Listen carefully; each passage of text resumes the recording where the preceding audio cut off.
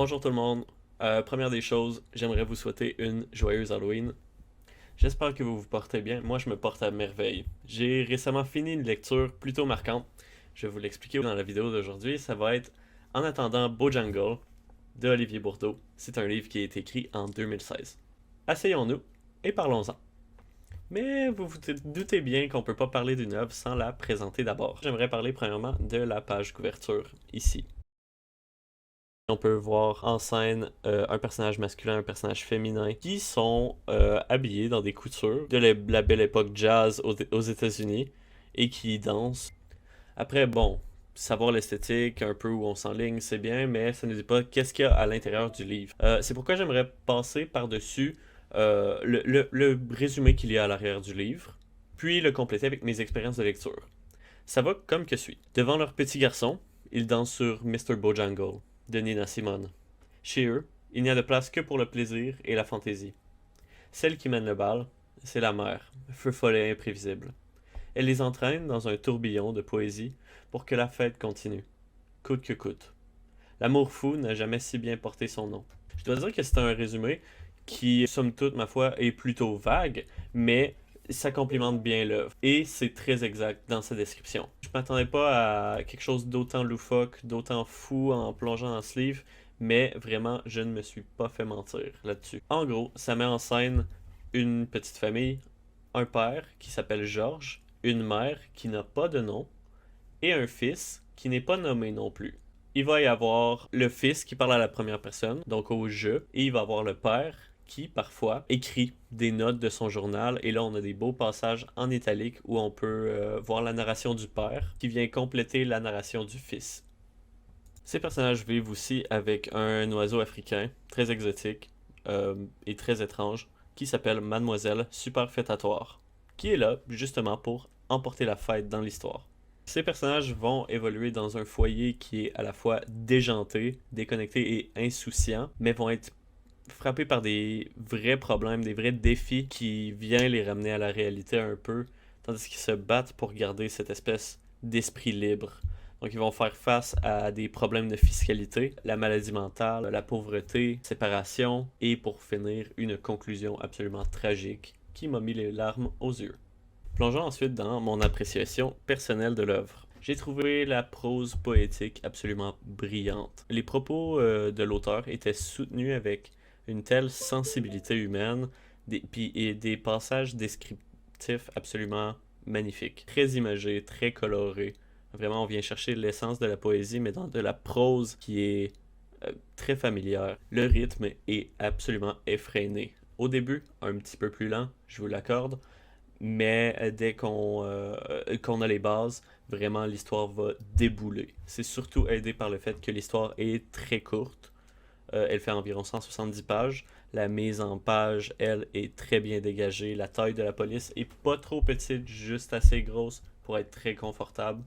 Puis on est plongé dans l'histoire avant de s'en rendre compte vraiment, parce que l'histoire nous traîne par la main vraiment, puis il vient nous emporter dans cette espèce de folie, et on veut voir plus de folie, où est-ce que ça s'en va, ça a ni queue ni tête. Puis l'auteur décrit le livre de la sorte aussi, une histoire qui n'a ni queue ni tête, mais qui pourtant est très touchante.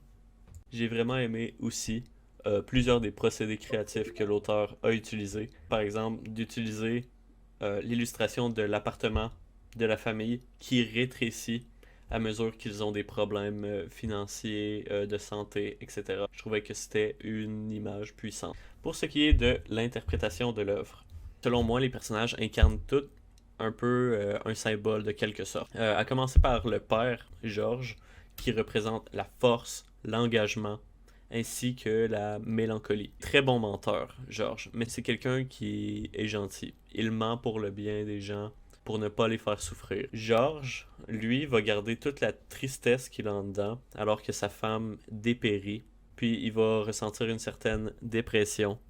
Il va avoir beaucoup de misère avec ça, mais il fait vraiment preuve de force et de fidélité face à l'engagement qu'il a envers sa femme. La mère, elle, représente la folie, l'amour aveugle et la dégradation. La mère, elle, représente à la fois la folie, l'amour aveugle et la dégradation, ainsi que le chaos. C'est elle vraiment qui va donner le rythme à la vie de toute la famille parce que c'est elle qui n'a pas les deux pieds sur terre, si je peux dire ça comme ça. Vraiment, c'est quelqu'un qui est fou, qui apporte beaucoup de situations loufoques et de non-sens dans l'histoire, parfois même. Pourtant, c'est un personnage qui est très aimant, qui ferait n'importe quoi pour sa famille. C'est vraiment triste par moment de l'avoir évolué parce qu'elle est touchée par plusieurs troubles, dont la schizophrénie et le trouble de bipolarité. Sa santé mentale va vraiment se dégrader de façon visible et c'est autour de ça que l'intrigue tourne. Donc la mère, c'est un personnage très important. Le fils, lui, va être un petit peu plus énigmatique, mais il symbolise, en tout cas au début de l'histoire, la naïveté, la découverte. Il est très intéressé par toutes sortes de choses. Il a passé son enfance à faire des voyages avec ses parents parce qu'ils étaient riches. Puis plus tard dans l'histoire, il va incarner plutôt la thématique de la découverte de soi, la quête personnelle aussi à quelque part, et vraiment dans les dernières lignes. Le personnage que j'ai eu le plus de difficultés à cerner a été Mademoiselle Superfétatoire. C'est un oiseau anthropomorphique, en gros qui donne un aspect surréel aux circonstances, si je peux dire ça comme ça. Pourtant les choses sont jamais pareilles si elle n'est pas là, ou si la mère n'est pas là. Donc, je pense qu'elle vient un peu complémenter le chaos de la mère. Elle représente en quelque sorte l'unicité de la famille. Ils sont tous ensemble dans cette folie. Le père le dit à quelques reprises aussi. Cette folie m'appartient aussi. Donc, je pense que c'est vraiment tout ce qu'ils ont en commun passe au travers de cet oiseau. Et fondamentalement, les plus grandes thématiques de l'œuvre sont l'amour inconditionnel, l'entropie et l'empathie. Pour commencer avec l'amour inconditionnel, c'est un élément qu'on retrouve tout au long de l'histoire, particulièrement lors de la conclusion tragique de l'œuvre qui m'a brisé le cœur, mais pas exclusivement, notamment quand le père et son fils tentent de déviser un plan pour libérer la mère d'un asile psychiatrique dans lequel elle est enfermée, si on veut. C'est une grande preuve d'amour, de vouloir libérer un proche de cette manière. Pour ce qui est de l'entropie que j'ai mentionné, c'est un sujet un petit peu plus complexe. En gros, l'entropie, c'est quoi? Tout ce dans quoi on s'engage, que ce soit la vie, un mariage, une promesse ou même un livre, tout ça a une fin. On avance perpétuellement vers cette fin sans pouvoir l'arrêter. Nos corps se dégradent, nos mariages vieillissent, nos promesses se ternissent et les pages d'un livre diminuent à force qu'on les lit. Dans ce sens, ce concept-là est extrêmement important à l'œuvre. Je le qualifierais même peut-être de quintessentiel. Pourquoi? Ben parce que l'histoire est centrée autour de la dégradation de cette famille et de leur destin tragique qui tourne autour de la mère qui perd sa santé mentale et le père qui a promis jusqu'à ce que la mort nous sépare et tous les problèmes financiers et au niveau de la santé qui vivent. Vraiment, l'entropie, c'est ce que je trouve qui définit le plus ce livre.